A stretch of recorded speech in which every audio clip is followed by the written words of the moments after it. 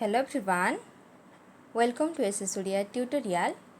आज आमे रम्यरचना साहित्य उपरे केतेक प्रश्न आलोचना करिबा। आजिर प्रथम प्रश्न हेउची केउटी ओडिया रम्यरचनार मूलदुआ। ऑप्शन हेउची ननांक पांजी, बाई महांती पांजी, भागवत टुंगीरे संध्या, विवेकी।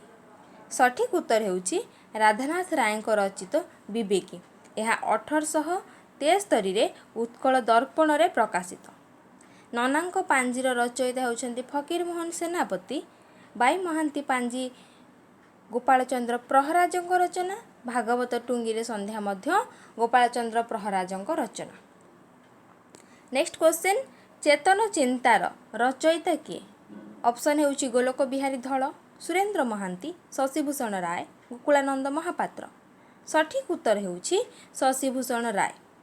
1920-21 रे प्रभाती तारा पत्रिका रे यह प्रकाशित। चेतन चिंतारे रही सर्वमोट 21टी प्रबंध। नेक्स्ट क्वेश्चन, देव देवंक दुर्गतिर स्रष्टा किए? ऑप्शन हेउछि चिंतामणि मिश्र, गणेश प्रसाद परिजा, विनोद राउतराय, भगवान महांती। सठिक उत्तर हेउछि चिंतामणि मिश्र। यह हेउछि भ्रमण वृत्तांत आधारित एक रम्य रचना ग्रंथ। नेक्स्ट क्वेश्चन, गोपीनाथ महांतीଙ୍କ रम्य रचना ग्रंथर नाम कौन? कलाशक्ति, अपहंच, महापुरुष, घासर फूल। सठिक उत्तर हेउछि कलाशक्ति। अपहंच हेउछि गोपीनाथ महांतीଙ୍କ उपन्यास, महापुरुष हेउछि नाटक, घासर फूल हेउछि क्षुद्रगल्प। नेक्स्ट क्वेश्चन, केउटी गोविंद त्रिपाठीଙ୍କ रचना नुहे? ऑप्शन रहिछि बटुआ, कखारु फूल, धरम धरम, चरु ओ चरित। सठिक उत्तर हेउछि चरु ओ चरित, जहाँकि गोविंद त्रिपाठीଙ୍କ रचना नुहे, यह हेउछि कृष्णचरण बेहेराଙ୍କ रचना। जातिरे मु जवन ग्रंथर रचयिता किए?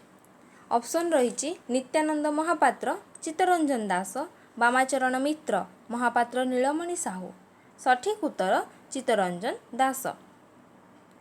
गोपालचंद्र प्रहराजଙ୍କ भागवत टुंगीरे संध्या द्वारा अनुप्राणित होई किए आखड़ा घरे बैठक रचना करिथिले? ऑप्शन रहिछि कृष्ण प्रसाद बसु, चिंतामणि मिश्र, भावग्राही मिश्र, वासुदेव साहू। सठिक उत्तर कृष्ण प्रसाद बसु।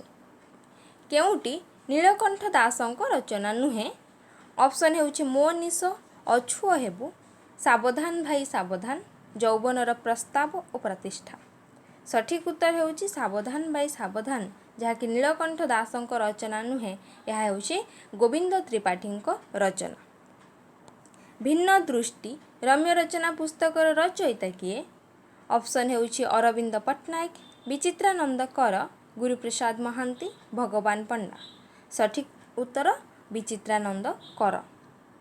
आजिर शेष प्रश्न, एमानंक मध्यरु केउटी महेश्वर दासଙ୍କ रम्य रचना पुस्तक नुहे?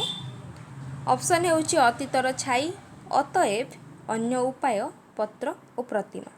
सठिक उत्तर पत्र और प्रतिमा, जहाँकि महेश्वर दासଙ୍କ रचना नुहे, यह हेउछि नित्यानंद महापात्रଙ୍କ रम्य रचना पुस्तक। ये थिला आजिर केतेक रम्य रचना साहित्य उपरे प्रश्नावली।